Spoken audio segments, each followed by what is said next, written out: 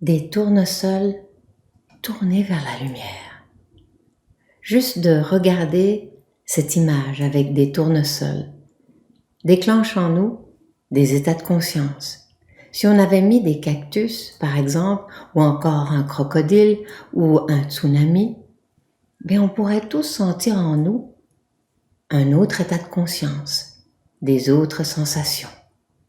On va voir ô combien le langage symbolique est tellement important, où on peut comprendre très profondément qui on est, les mécanismes de notre conscience, jour et nuit.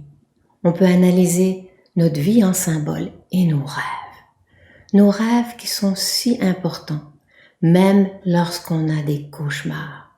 Ce sont toujours des messages. Et souvenez-vous, si vous voulez analyser aussi vos cauchemars, souvenez-vous que ce sont des pourcentages de vous-même. Je vais vous partager un exemple.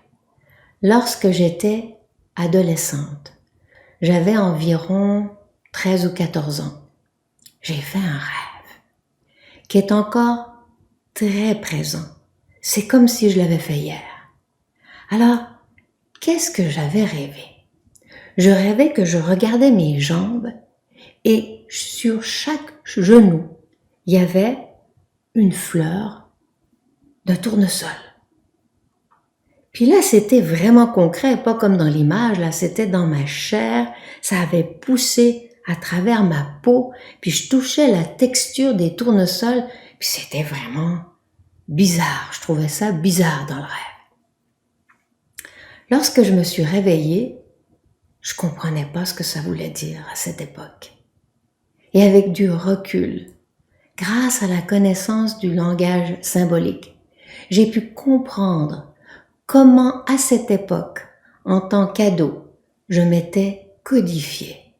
Et on va voir comment c'est important quand on comprend le langage symbolique. On peut tout de suite rectifier ou changer certains comportements. Donc on analyse. Tout d'abord, c'est mes jambes. Les jambes, ça sert à quoi? C'est pour avancer. Comment on avance dans la vie. Puis c'est pas juste avancer avec nos jambes, c'est comment on avance dans la vie. Parfois, bien sûr. Et les genoux. Les genoux, on analyse dans le concret. C'est très logique. À quoi ça sert? Il y a des articulations qui nous permettent de plier le genou. Donc, symboliquement, ça représente la flexibilité, la souplesse, la soumission. Pourquoi la soumission? Souvent, on peut nous voir aussi en train de prier à genoux, donc une soumission. Une soumission à qui? À quoi? Est-ce qu'on se soumet à ce qui est juste? Et quand on parle de soumission, on peut aussi parler d'autorité. Donc il y a aussi toute l'adaptation. Puis là, qu'est-ce qu'il y avait dans mes genoux? Des tournesols. 2 tournesols. Donc le chiffre 2, c'est la relation avec l'autre. Donc comment parfois j'avançais? Comment j'utilisais ma souplesse? Parce que c'était pas du métal, ça restait souple quand même, c'est une fleur. Comment, avec quel sentiment? Parce que quand on analyse la symbolique, les fleurs, c'est toujours relié aux sentiments, aux émotions.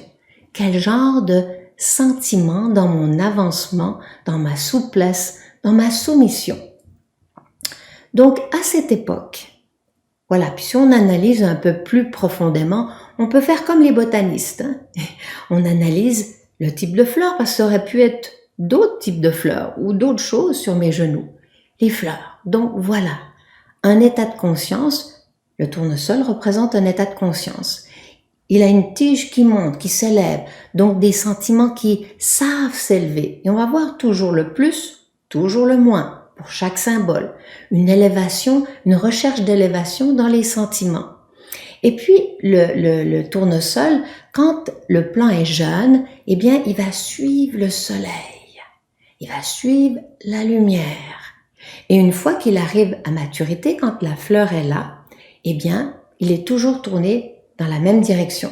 Normalement, il tourne d'est en ouest, et sinon, il est tourné vers l'est-sud-est.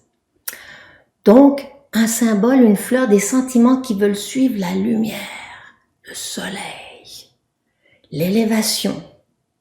Donc, on peut se dire, waouh, c'est super beau ça, des tournesols aux genoux.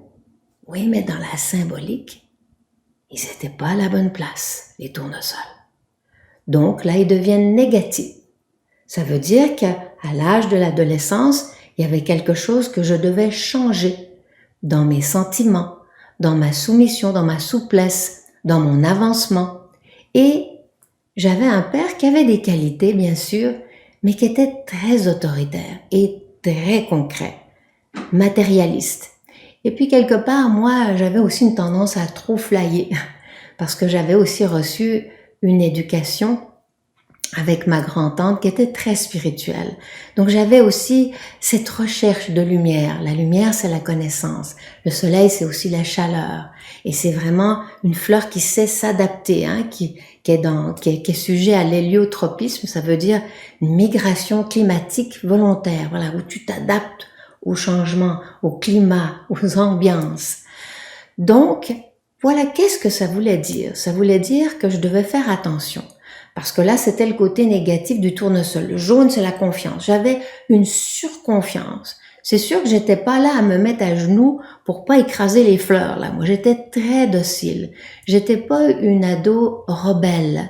Mais, voilà, j'avais cette dualité, oui, de rechercher cette lumière, de m'élever, et puis cet autoritarisme qui était aussi codifié en moi avec ce père. Bien sûr, il y a toujours la loi de la résonance, on attire qui on est. J'avais à comprendre aussi avec ce père-là, voilà, bien des aspects.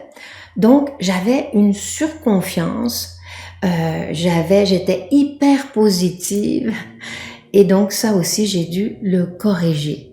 Et quand ça s'est pas changé, si on ne recodifie pas, ça veut dire que, voilà, j'aurais pu trop chercher à écouter, à suivre ce qui brille trop, donc est superficiel, ou celui qui parlerait bien, etc.